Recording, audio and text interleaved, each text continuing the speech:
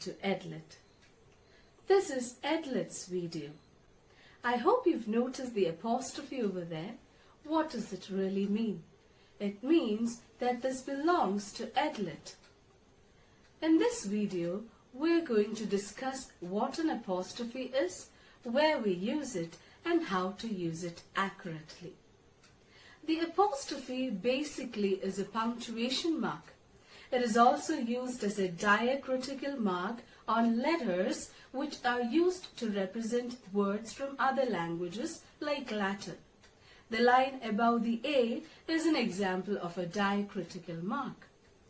As a punctuation mark, the apostrophe is used for two main reasons. The first reason is quite easy for us to apprehend. It is used to represent the omission of a letter or letters in a word, particularly in the contracted form of auxiliary verbs. You might be wondering what a contracted form is, right? Let me try to explain. In the sentence, I can't draw, can't is the contracted form of the words can and not. The apostrophe which precedes the T lets us know that we have omitted an N and an O in the word. Let's look at a few more examples. It wasn't the mailman. Here, wasn't is the contracted form of the words was and not. The apostrophe lets us know that we have omitted some letters here. I've taken IELTS classes at Edlit's. Here, I've is the contracted form of the words I and have, and the apostrophe shows us that H and A have been omitted. There are a lot more other contracted forms like don't for do not, or she's for she is, and the list goes on. In the second condition, the apostrophe which precedes an S denotes a possession. What is a possession? A possession is something that belongs to someone. Consider the sentence. I left my phone in my sister's car. Here I am referring to the car which belongs to my sister. So the apostrophe S means that my phone is in the car which belongs to my sister. This is a principal area where many employ the apostrophe inaccurately. Let's go through a few different types of sentences to grasp the correct usage in various situations. Sentence type 1. Adding the apostrophe S to singular nouns. The eagle's feathers are so mesmerizing. Here, the reference is to the feathers of the eagle. There is only one eagle, so it's a singular noun. It's very easy to add the apostrophe S to the singular noun. We just have to add it at the end of the word. Let's look at another example.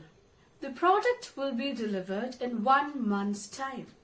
Here, we're saying that the commodity or thing that we've ordered will reach us in a time duration of 1 month. So it's quite easy for the singular noun. We simply have to add an apostrophe S at the end. Sentences type 2. Adding the apostrophe S to plural nouns. Consider these sentences. My son loves it when we buy him children's toys. Here the reference is to toys which belong to children or which are specifically designed for children. I couldn't find my husband anywhere. He was in the men's clothing section. Here, the reference is to the section which showcases the clothes which are specifically for men. Here, what we have to understand is the addition of the apostrophe S is quite similar to the first type of sentence. We simply add an apostrophe S at the end of the word. This is because the root words child and man transform themselves completely in a new way to construct the plural nouns. But when we have to add an S or an ES at the end of a word to form a plural noun, the situation is completely different. Let's look at a few examples and discuss as we go by. My students' exams have been postponed. Here, I'm talking about the exams which belong to not just one student, but to all of my students, the plural noun students. Because the word students ends with an S, I do not have to add the usual S which succeeds the apostrophe. As you can see on the screen, I am going to omit the S after the apostrophe because it is not needed. Let's look at a few more examples. The girls' dresses are so beautiful. Here I am talking about the dresses of all girls, the plural noun. As the word girls already ends with an S, I omit the S after the apostrophe. The toys' colors have all faded out. Here, the reference is to the colors of the toys, not just one toy, but to two or more plural toys. Here, the plural of the word toys is formed by adding an S, and therefore the possessive case can be represented only with the apostrophe. Sentences type 3. Adding the apostrophe S to nouns which already end with an S.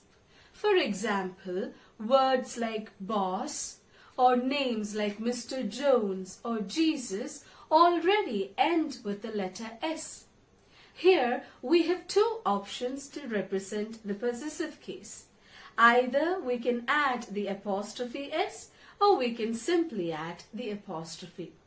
So it can either be Mr. Jones's car or Mr. Jones' car.